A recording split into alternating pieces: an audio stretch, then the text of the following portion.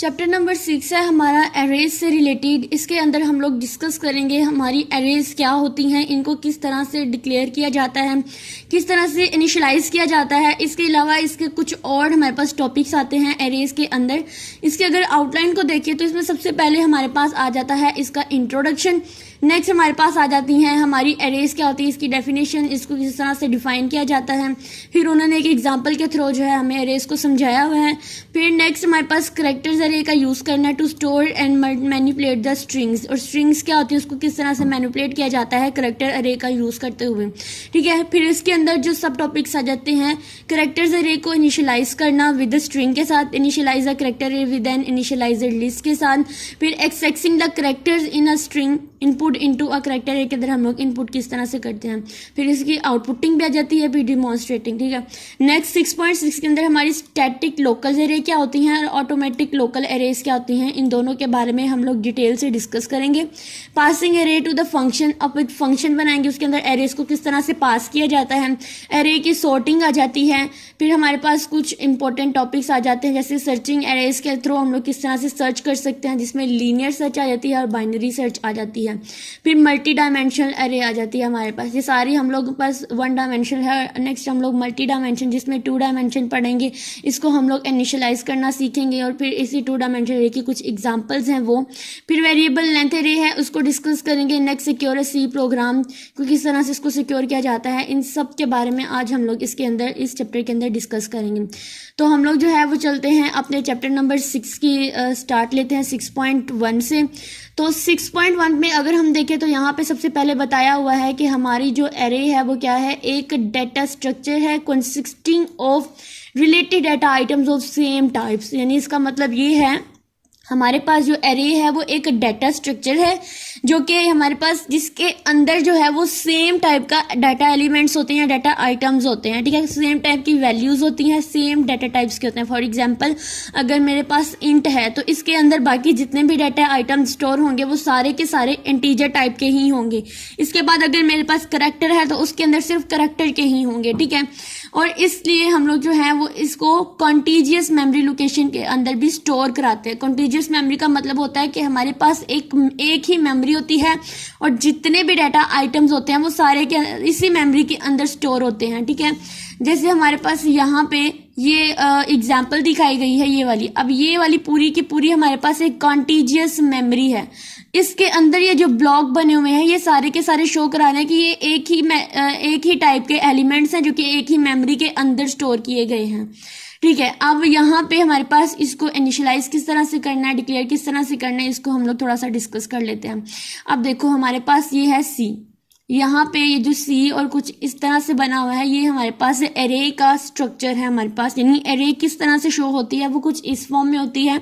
ये जो सी है ये बेसिकली हमारे पास एरे का नाम है और ये जो आगे स्क्वायर ब्रैकेट शो हुई है ये इस चीज़ को शो कराती हैं कि इसके अंदर हमारी एरे का साइज स्टोर होगा। वैसे भी यहाँ पर इस तरह के हमारे पास स्ट्रक्चर आ जाएगा कुछ इस टाइप का, तो इसका मतलब ये होता है कि ये हमारी एरे को शो करा रहा है। ठीक है, अब हमारे पास ये जो 0 है ये एरे का साइज है। ठीक है, अब इसके अंदर हम लोग एरे की साइज को स्टोर करते हैं और ये हमारे पास एक कॉन्टीजियस मेमोरी लोकेशंस भी पूरी की पूरी है।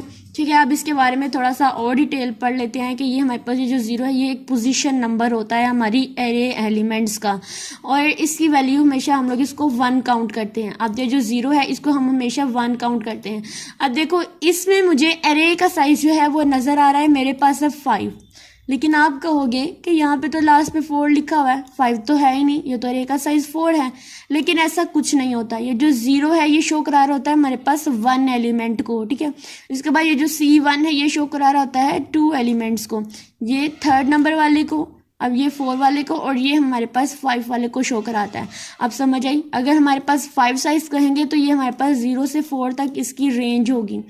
अगर हमारे पास वो कहेंगे कि आपने 100 जो है वो एलिमेंट स्टोर कराने, डाटा आइटम स्टोर कराने कह रहे कि अंदर सेम टाइप के, तो देन हमारे पास क्या होगा कि इसकी रेंज का वो कहाँ से होगी, 0 से होकर 99 तक। ये पूरी की पूरी 100 वैल्यूज़ हैं 0 से 99 तक।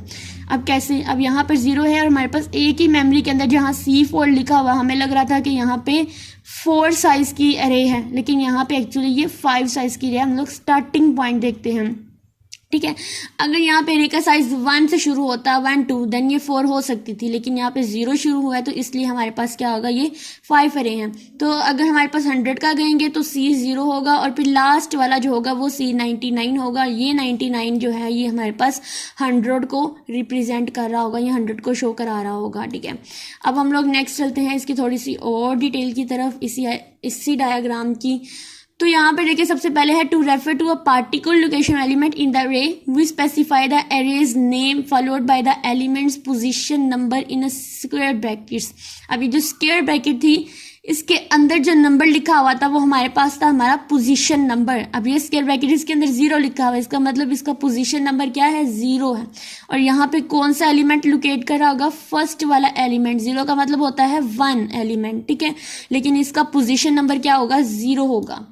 ठीक है, उसके बाद the position number is the called the element subscript और इंडेक्स। अब इस पोजीशन नंबर को हम लोग एक और नाम देते हैं, इसको इंडेक्स भी कहा जाता है, इसको सबस्क्रिप्ट भी कहा जाता है। Subscript must be the non negative integers. अब ये हमारे पास इंपॉर्टेंट पॉइंट आता है यहाँ पे, हमारा जो सबस्क्रिप्ट है या इंडेक्स है या पोजीशन नंबर है ये हमेशा हमारे पास पॉजिटिव होने चाहिए, ये नॉन नेगेटिव होने चाहिए, नेगेटिव जो है ये नहीं होने चाहिए, ये हमेशा हमारे पास पॉजिटिव होने चाहिए।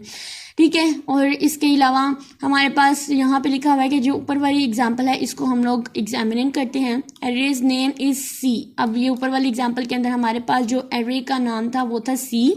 ठीक है, अब the value of C0 is, अब इसकी वैल्यू हमारे पास है -45। इसके अंदर जो हमारा डाटा एलिमेंट्स होता है वो हमारे पास नेगेटिव हो सकता है, यानी हमारी जो वैल्यू है वो नेगेटिव स्टोर हो सकती है, लेकिन इसका जो पोजीशन नंबर है वो हमारे पास नेगेटिव हरगिज नहीं हो सकता। उसके बाद C2 है, इसके ऊपर जो भी इसके अंदर जो वैल्यू स्टोर है वो हमारे पास 0 है। C3 की बात करेंगे तो इसके अंदर 72 स्टोर है और ये हमारे पास कौन सी पोजीशन पे है, 4 वाली पोजीशन पे है। ठीक है, उसके बाद यानी 4 वाला एलिमेंट्स है ये हमारे पास। अब पोजीशन 4 के ऊपर हमारे पास 5 वाला एलिमेंट स्टोर है जो कि हमारे पास 1 5 और 3 है। ठीक है, ये वाला सबस्क्रिप्ट अरे name is an L value. उसके बाद उन्होंने यहाँ पे कहा है हमारे पास कि हमारी अरे name is a L values. L value का मतलब सबस्क्रिप्ट अरे नेम जो है ये क्या है, ये एल वैल्यू है। एल का मतलब होता है left value, date can be use on the left side of an assignment. हमारे यहाँ पे ये जो अरे का या सबस्क्रिप्ट का जो नेम है ये एल वैल्यू, यानी कि ये हमारे पास हमेशा हमारे लेफ्ट साइड पे आते हैं। सो द हमारी स्टेटमेंट जो है वो कुछ इस तरह से आएगी कि C indexes 2 is equal to the 1000। ठीक है, यानी हमारे पास जो भी हमारे सबस्क्रिप्ट या इंडेक्स या पोजीशन नंबर वाली जो भी एरे होगी उस जो नेम है एरे का वो हमेशा हमारे लेफ्ट साइड पे आएगा, इसलिए इसको हम क्या कहते हैं, एल वैल्यूज। ठीक है, और इसकी वैल्यू जो है वो हमेशा राइट साइड पे आएगी। Replace C2's current value 0 with the value 100। अब उन्होंने क्या कहा है कि हमारे पास C2 की जो वैल्यू थी वो 0 है, उसकी जगह उन्होंने इसको 100 को रिप्लेस कर दिया, यानी 100 को इनिशियलाइज कर दिया।